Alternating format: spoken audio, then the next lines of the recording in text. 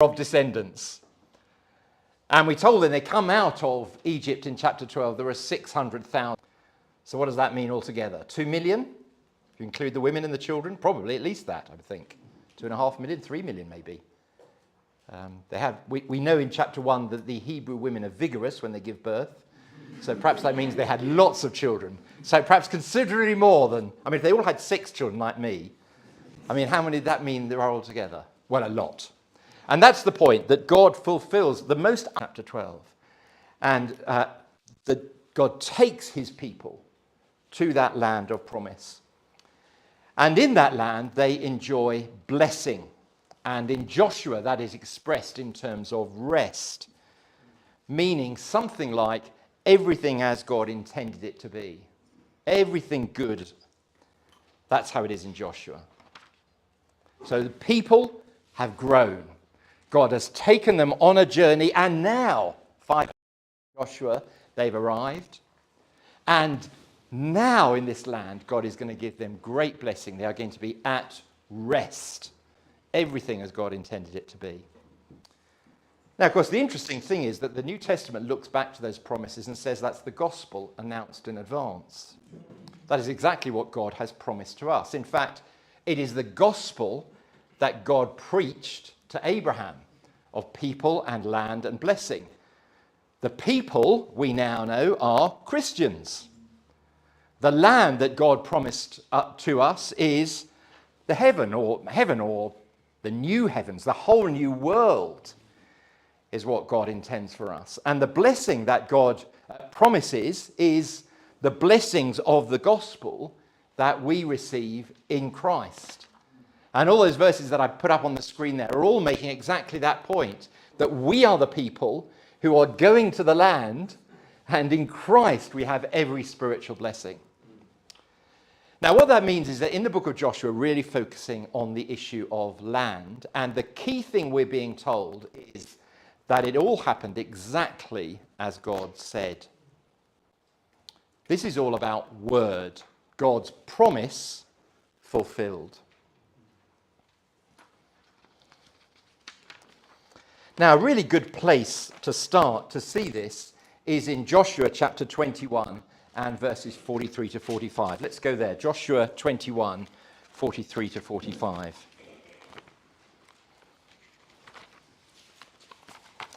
I think these verses are like the theme verses for the whole book. And they are lovely verses. Just let them roll around your mouth and savor them, chew them.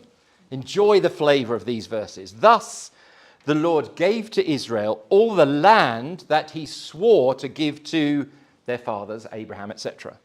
They took possession of it. They settled there. And the Lord gave them rest on every side, just as he sworn to their fathers. Not one of all their enemies had withstood them, for the Lord had given all their enemies into their hands. Not one word of all the good promises that the Lord had made to the house of Israel had failed. All had come to pass. Now, to see how that fits with the promise that God made to Abraham, can you see all the bits there? Here is the people, now Israel, in the land, and there, verse 44, God gave them every blessing. He gave them rest. And look, compare verse 44 and verse 45. It's lovely. In the original language, not one enemy stood, not one promise fell. Really interesting the way the writer puts that. We've kind of lost that in the translation, but isn't that lovely? Not one enemy stood, not one promise fell. God kept every word. So in other words, it's all about what God did, what God gave. Did you notice that in those verses? 3 times we're told it's what God gave, and he gave it because he said he would. His word said it would come, and it came. What he promised, he gave. Now, Joshua is the first book of what we call the histories in the Old Testament. So the first 5 books are called the first 5 books. And then you come to the histories that come after it. And Joshua, all the way through to 2 Kings, from the conquest of the land to the exile, from coming into the land to going out of the land, from arrival to departure, That is what the histories tell us. But in the original Hebrew ordering of the Bibles, they were not called the histories, but the former prophets. And the reason they are the former prophets is because we're not just being told what happened, as a history book might, we're also being given the explanation of why it happened. It's teaching us. The Bible is telling us about God. It's God preaching God to us. It what happened, but it also tells us why it happened. Now, that is the way that the Bible always tells us truth. It tells us about things that happened, the event, and it gives us the explanation for those things. And then that is the way it presents Bible history to us. That is God's revelation to us. Event plus explanation. So think of the little phrase, Christ died for sins. Christ died is the event. There was a man, Jesus, who died. Why did he die? Well, the Bible tells us. Because otherwise you might just think, oh, that's sad. Or you might just think, what an inspiring example for us. But the Bible doesn't want us to misunderstand why Christ died, so it tells us why he died. It was for sins. Now, and exactly in the same way in our passage, what we're being told is that Israel took the land. Explain that to me. God gave the land to them, just as he promised.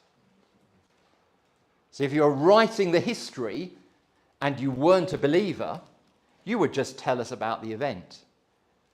You'd just say, there was this people movement who came into the land, there were some terrible battles, bloody battles, and then this nation won out overall. And you'd miss the whole point, wouldn't you?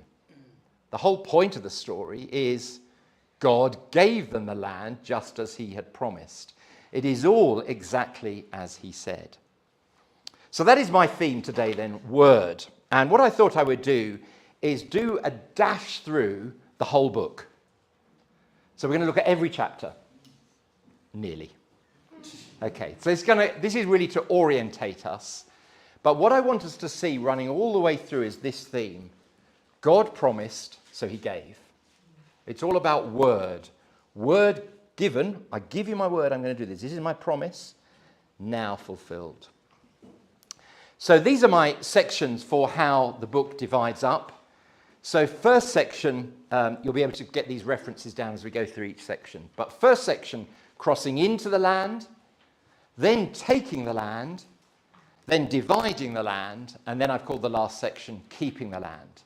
So coming into the land, conquering the land to make it ours, then dividing the land, so you get this bit, you get this bit, you get this bit, and then this is how we're going to keep the land. So you notice the word that comes a lot in my 4 headings? Yeah, guess what Joshua's about? Land. God promised land, and he's kept that promise. So let's take the first section then. So open your Bibles at the beginning of Joshua.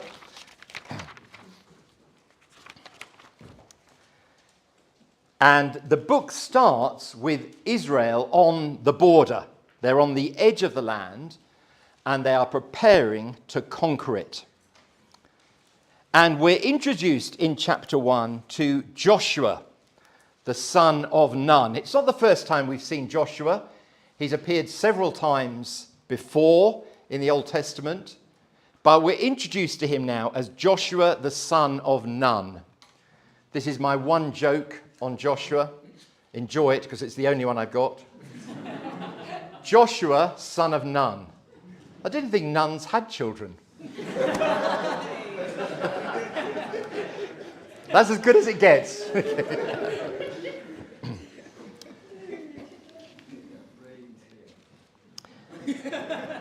And so Joshua then appears in Joshua chapter 1 as the new leader. We're told first words that Moses has died, the man who brought them from Egypt to here. He's now died.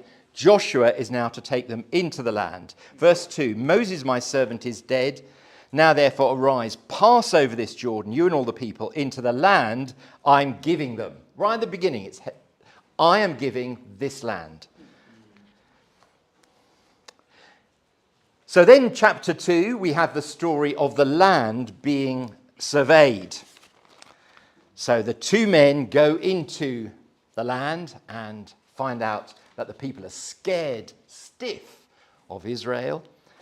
And you remember they promise to Rahab, who looks after them, that she will be safe when Israel come into the city.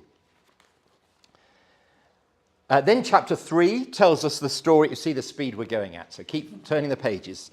Chapter 3, we have the story of them crossing over then. So they were on one side, they're crossing over the Jordan to come into the land. And in chapter 4, they make a pile of rocks so that they will never forget that God brought them into the land. He opens the water, do you remember? Just like he opened the water to bring them out of Egypt. Remember, he opened the Red Sea and they walked on dry land. So here in chapter 3, he opens the water so they can walk on dry land into the land. And they put a stack of stones there so that they'll always remember. So when the little boy says, "Daddy, what are those stones for?" Daddy will say, "Well, let me tell you the story. God gave us the land, just like he promised." Chapter 5, we have what appears to be an interruption. We get circumcision of Israel, and we get a celebration of the Passover. And both of those things must be done because Israel hasn't been doing them on their journeying. And everything must be done God's way. So they circumcise all the males. Not, I think you'll agree, a great preparation for your army just before a big battle. I mean, if you wanted to make it obvious that your army are not going to be mighty, scary warriors, hit them where it hurts, and then say, off you go into battle. Okay. And then they similarly celebrate the Passover, which they haven't done before. And we're told, verse 9, the key verse about this, this is the end of the Egypt phase. The kind of stain that's remained on you since Egypt. Now you've put things right. Circumcision and Passover. And the point is made very clear. Look at verse 11. On the day after the Passover, on that very day, they ate of the produce of the land, unleavened cakes and parched grain. The manna ceased the day after they ate of the produce of the land. There was no longer manna for the people of Israel, but they ate of the fruit of the land of Canaan that year. Reproach has gone. They've put things right. Expedition provisions stop because they're now in the land that God promised. So that's the first section then, crossing into the land. Second section, taking the land.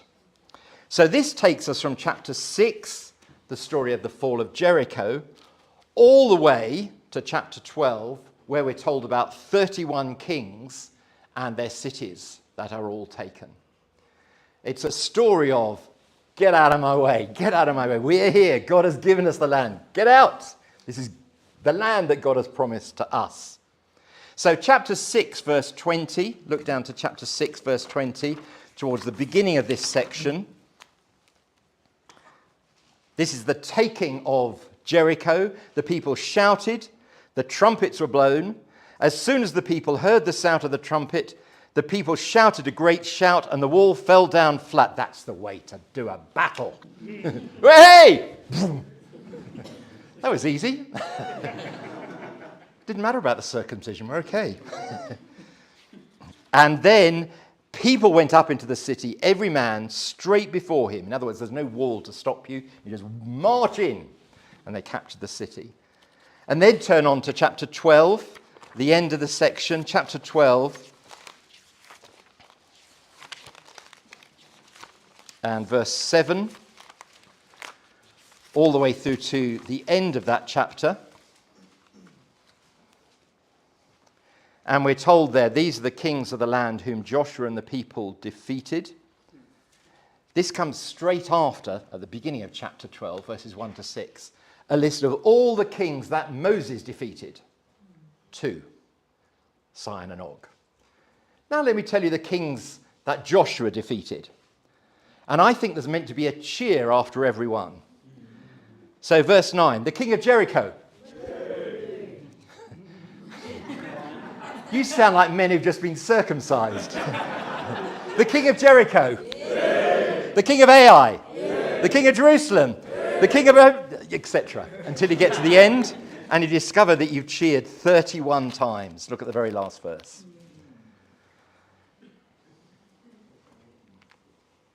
So the story of this conquest, I think, is the story of three big defeats of Jericho and Ai and Hazor, H-A-Z-O-R. Hazor. How would you pronounce that in H-A-Z-O? Hazel. Okay. Yeah. We don't know how they're pronounced. We're making it up. So Jericho, Ai. How would you say Ai? Hey!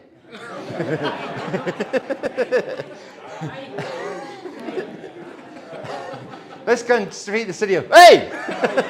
Hey! And the phrase that we're told again and again is that places are to be, and the big word that comes is devoted to destruction. We're going to come back to that on the third morning. That little phrase comes 13 times in this section. 13 times we're told about places that are to be devoted to destruction. There's only one other place that it comes in Joshua, and that's when they're talking with Rahab in chapter 2, and they're talking about Jericho. That is going to be devoted to destruction in this section. And what that means is it's been handed over to God's holy judgment and condemnation. Now, how does this conquest happen of all of these cities falling? These three great defeats at Jericho, and Hazor. Well, look how the section begins at the end of chapter 5. So chapter 5, verse 13. And this is straight after the bit of the circumcision and the Passover. Chapter 5, verse 13. When Joshua was by Jericho, he lifted up his eyes and looked, and behold, a man was standing before him with his drawn sword in his hand. Joshua went to him and said to him, "Are you for us or for our adversaries?" In other words, friend or foe? And the man says, "Nope." But as the commander of the army of the Lord, now I've come. Joshua fell on his face to the earth and worshipped him. And said to him, "What does my Lord say to his servant?" And the commander of the Lord's army said to Joshua, "Take off your sandals from your feet, for the place where you're standing is holy." And Joshua did. Anybody think of another place already in the Old Testament not that long ago where somebody took off their feet? Moses. So just like Moses, here is Joshua with that same kind of commission. And the point of this encounter, I think, is looking down to what the commander says in verse 14, is this man is not on Joshua's side, nor on the enemy's side, but Joshua, you're on my side. Yeah. So you're asking the wrong question, and falling on the ground is Joshua's answer. Yes, I recognize you are my Lord, and I will follow you into battle. How dare I think you might follow me? So you, Joshua, serve in the army of this commander. He commands you. And before we talk about any military tactics, here's my first one: take off your shoes. And it's just like the burning bush of Moses, as we said. You serve the holy God. And so in chapter 6, they can come to take Jericho, and they do it in absolute silence, apart from trumpets and a shout. Because, chapter 6, verse 2, the Lord said to Joshua, "I have given Jericho into your hand with its king and the mighty men of valor." And so Joshua takes it. So chapter 6, he takes Jericho. We've been told that all their hearts are melting. Then we have in chapter 7 the story of Achan. Do you remember the man who took some of the things that were devoted to destruction? Remember, in Jericho. That city and everything in it is devoted to destruction. Destroy it, that is God's judgment. And Achan says, I think I'll take some of that devoted to destruction stuff and put it in my tent. What do you think is going to happen to the man who lives in the tent that is marked now with a big sign saying devoted to destruction? Of course, he has had it. And then chapters 10 through to 13, we have a series of alliances of kings who are defeated one after another. Jericho, hey! And Hazor all fall. Third section then. So we talked about crossing into the land, taking the land. Next section, dividing the land. Now, if you turn to chapter 11, verse 23.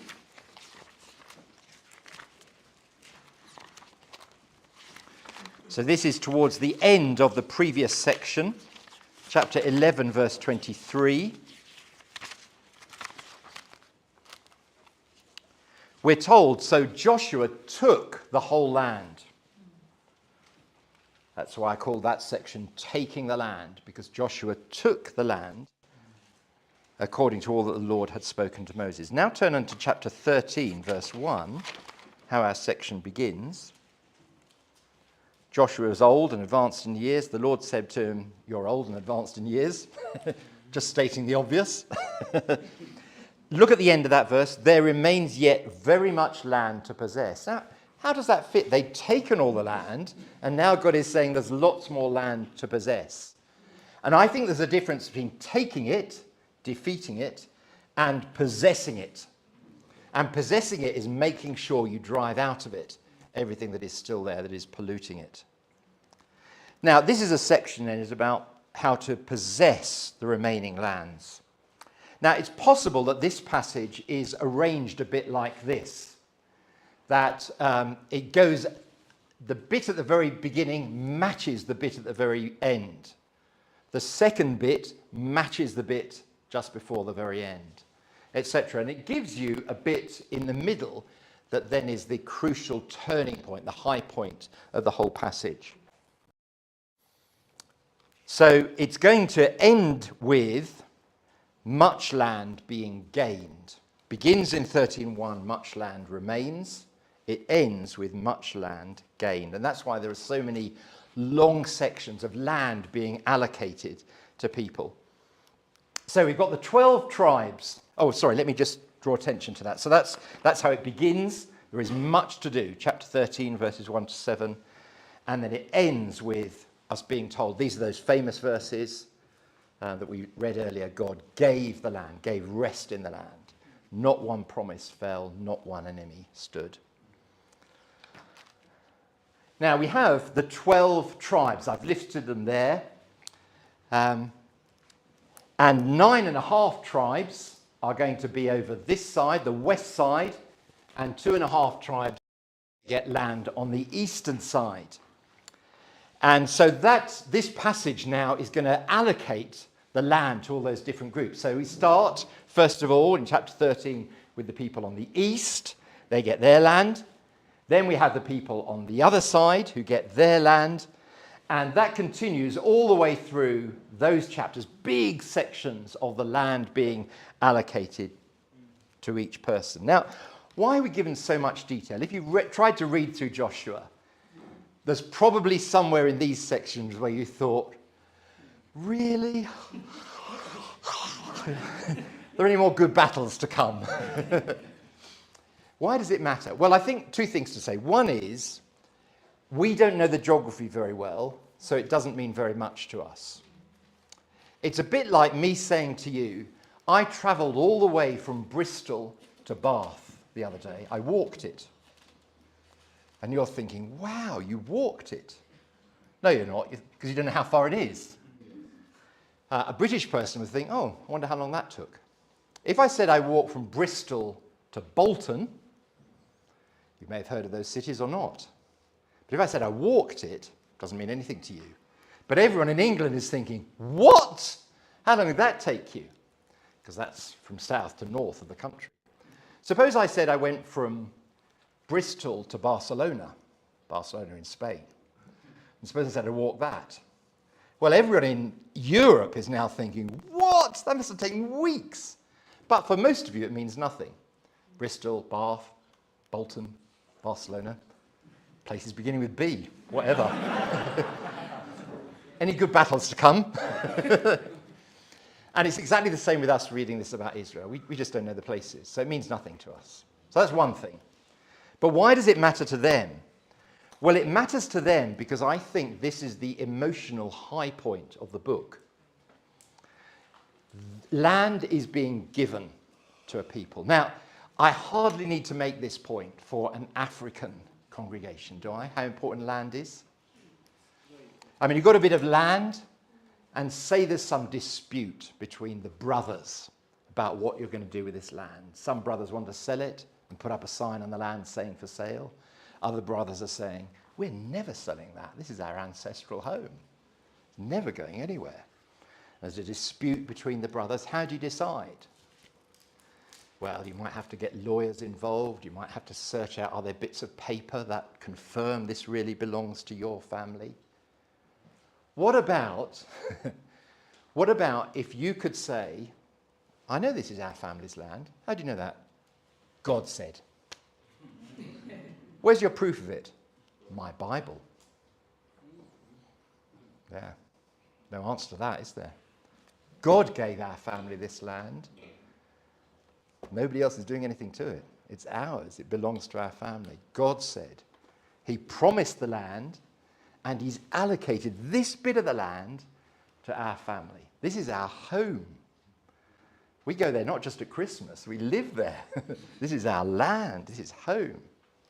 And it's been signed off by the Lord himself as mine, as ours.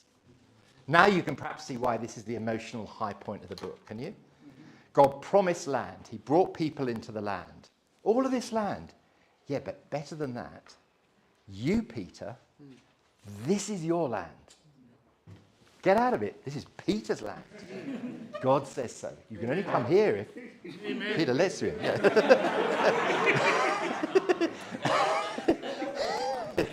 You want some land, don't you? You can't afford any.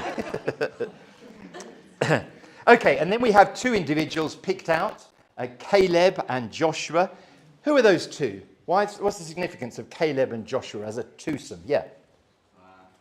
Once upon a time, there were spies who were sent. Yes. 12 of them. Yes. 10 reported negatively. Yes. But these are the 2. Yes. So these are not the spies of Joshua chapter 2. These are longer ago when they first came to the land. Do you remember under Moses? Moses sent in spies. What's the land like? And they all come back saying, fantastic! And 10 of them say, but there are giants there. And 2, Joshua and Caleb say, let's go for it. The Lord's on our side. No worries. Yeah. It's almost as if that was going to happen at Jericho. In fact, they had such confidence. Look down to chapter 14, verses 6 to 13. This is the bit where the land is allocated to Caleb.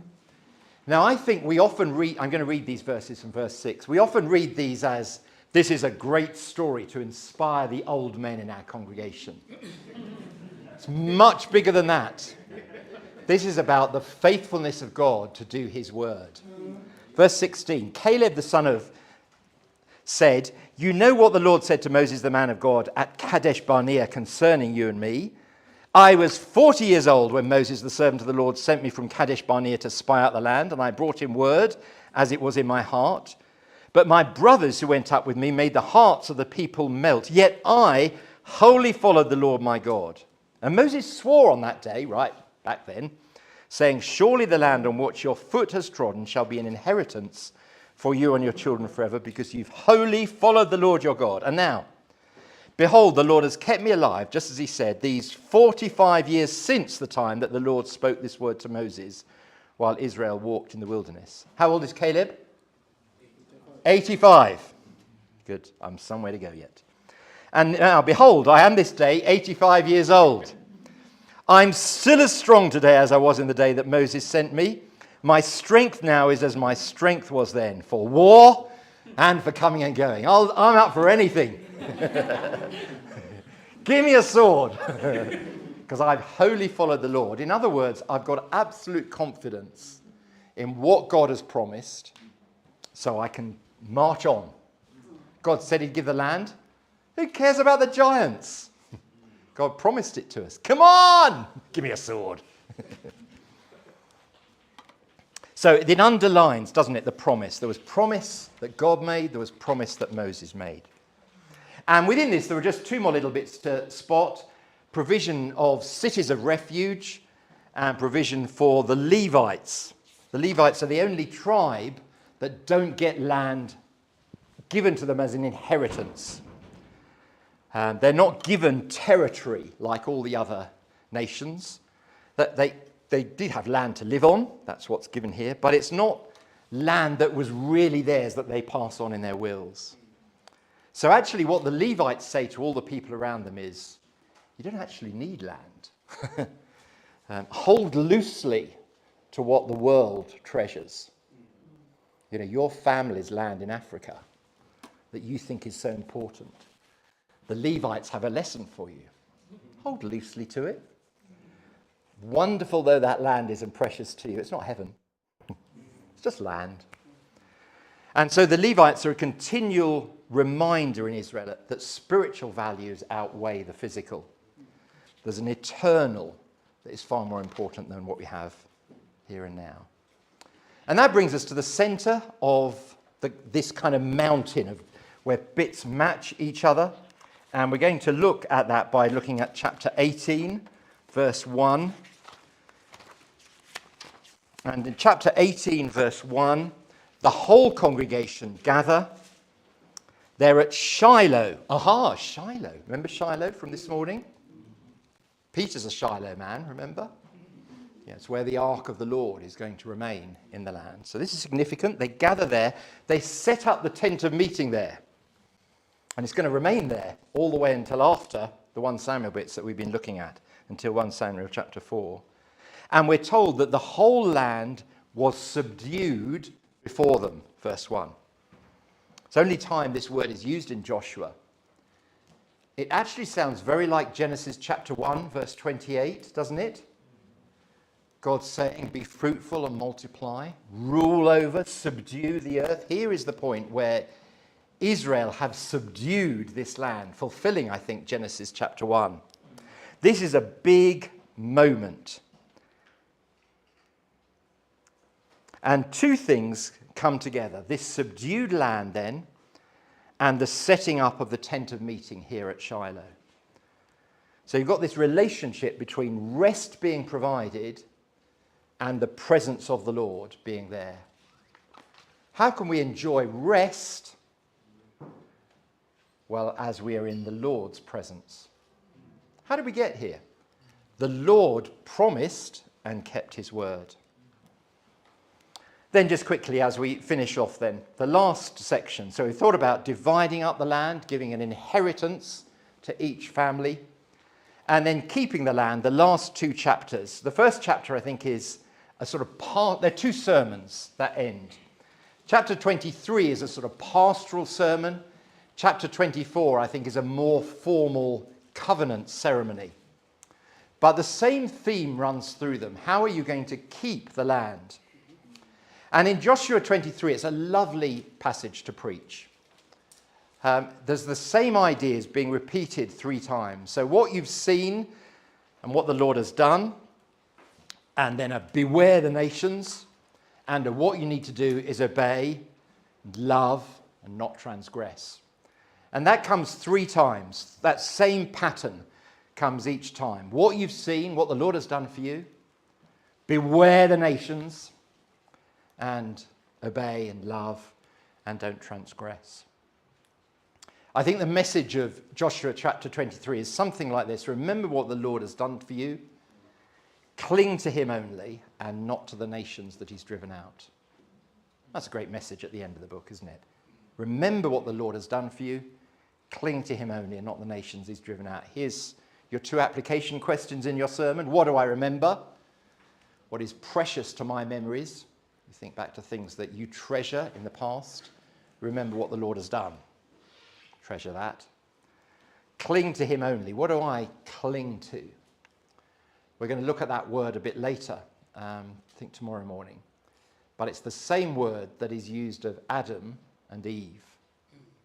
Adam cleaved to Eve. And in chapter 23, Israel are told, cleave to the Lord. Don't cling or cleave to the other nations. So what do you treasure and cling to as precious to you like a wife? So Joshua 24, I think, is, as I say, is a more formal sort of covenant ceremony. But I think the big argument of the chapter is something like this. You've seen all that the Lord your God has done, very similar to chapter 23, and therefore fear the Lord. I think the chapter falls into two halves very quickly.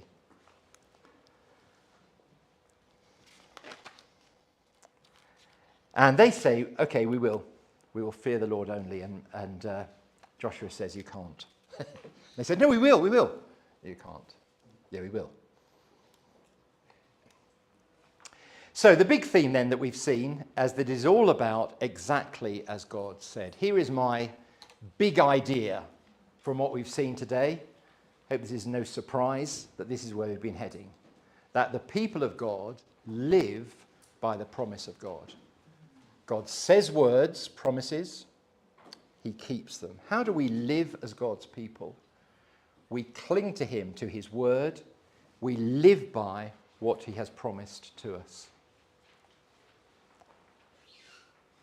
Now, I've run out of time, so I'm going to stop there. I'm about halfway through. Oh, well, never mind. But I do think it's important that we do the group work as part of our learning together. So we're going to go to our groups now. John, do you want to say anything more? Walton, say anything more? So we'll meet in groups for 30 minutes and then head to lunch after that. Lovely, great. Yeah. So everybody... If you're not sure, any confusion, just see me at the door. Lovely, good. So we're going to now look at Joshua 9 together, and we'll go to our groups to do that. Half an hour.